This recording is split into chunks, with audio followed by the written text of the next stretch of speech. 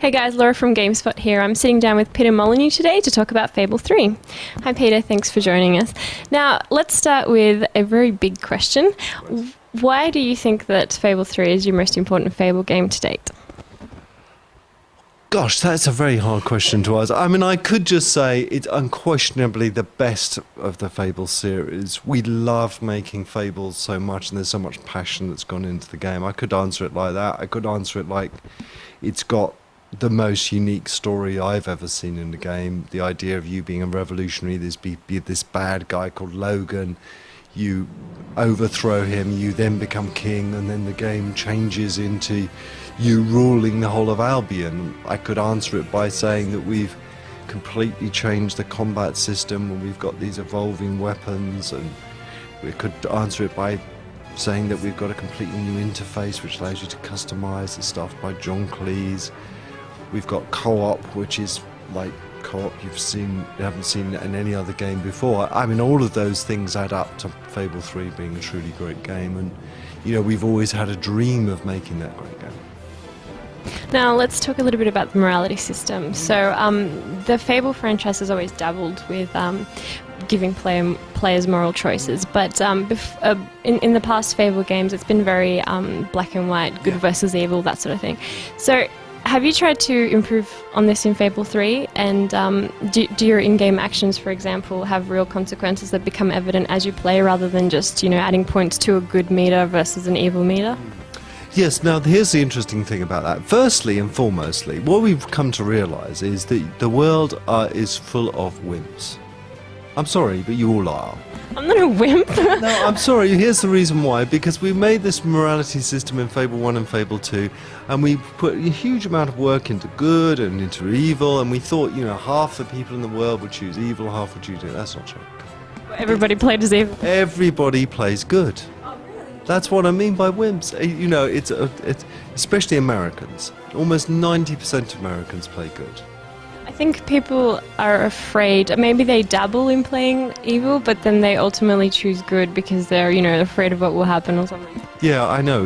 We've all been encoded to be good guys. So, in Fable 3, yes, there is a few quests and there's a few choices between that. Is obviously, yes, that is clearly good or clearly evil. But a lot of the choices are a lot tougher. They're a lot more interesting choices. And there was this philosophical argument. It goes like this. And I'm trying to give you an example without giving anything away in the game. 5 people are crossing a bridge. It's a rope bridge. And one of those people is very overweight. The rope bridge starts to snap when you're halfway across. There's no way you're going to reach either end. What do you do? Kick the fat person off? Well, what a terrible thing to do. You just kill him. I now can reveal that he's one of the most wonderfully sweet, innocent people that will go on to find the cure for cancer. You've just killed him. So am I supposed to throw myself off? Well, there is no correct answer to this problem, of course, but it is an interesting. It's not a moral problem, but it's a conundrum if you think of it like that. And in Fable 3, there's lots of times where I want you just to put down the controller for a second and think, what shall I do? Not what should a good guy do or an evil guy? What should I do? And so there's this other mechanic, which is a really cute mechanic. As you build up your revolution, you're going to make these promises to people. You're going to promise that when you're king, you're going to abolish slavery, you're going to close all the workhouses and replace them with schools, you're going to reinstate the lands to all these natives. All these promises you make, just like our politicians make promises to us before they're elected. And then when you become king, how many of those promises are you going to keep?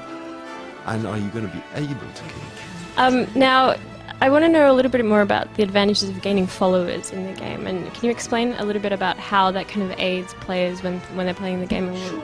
I mean, this is another example of where I think someone like me comes in and thinks about things. And by the way, there's someone called Josh Atkins. He's a fantastic designer. He's the lead designer he heads up the whole design team. But my point was this word experience. The word experience in gaming was created in paper play RPGs, and it, generally speaking, was about combat. It was experience in combat, and I love the mechanic, and I've played hundreds of games which has the word experience and going up levels. But the thing I hated about the word experience is it didn't really feed into the story at all. And our story was this: Act 1, you have to convince people to follow you before you can take out the king. Act 2, you're king, the more people that believe in you. I'm not going to say anything about this, but obviously that's important as well, that these followers.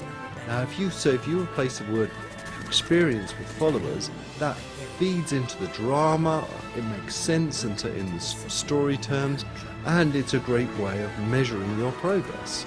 At the start of the game you've got 2 followers. When you take on Logan, when you storm the castle, you're going to have thousands and thousands of followers behind you, and that makes sense, and you can see that making sense in terms of levels.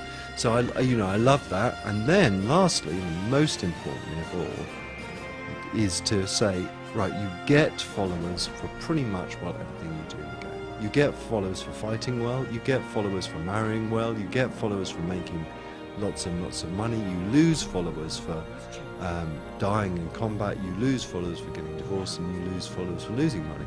And that means that followers is a mechanic that applies to almost the entirety of the game, which I really like.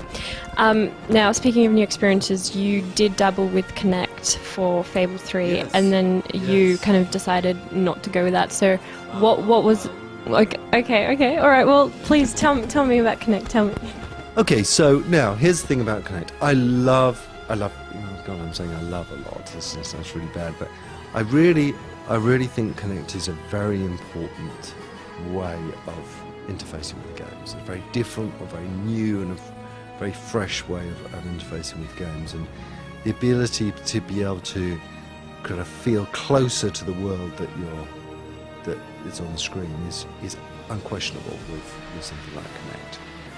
But it takes us 2+ years to make a controller-based version of Fable. That's it's a long time. There's a lot of stuff to do. If you can imagine how much harder it is to do a game like a Fable experience for Kinect, it's really tough, because you have to throw away the rule book and create another set of rules. So we could have done some gimmicky thing for launch of Kinect and the launch of Fable, but it just didn't feel right.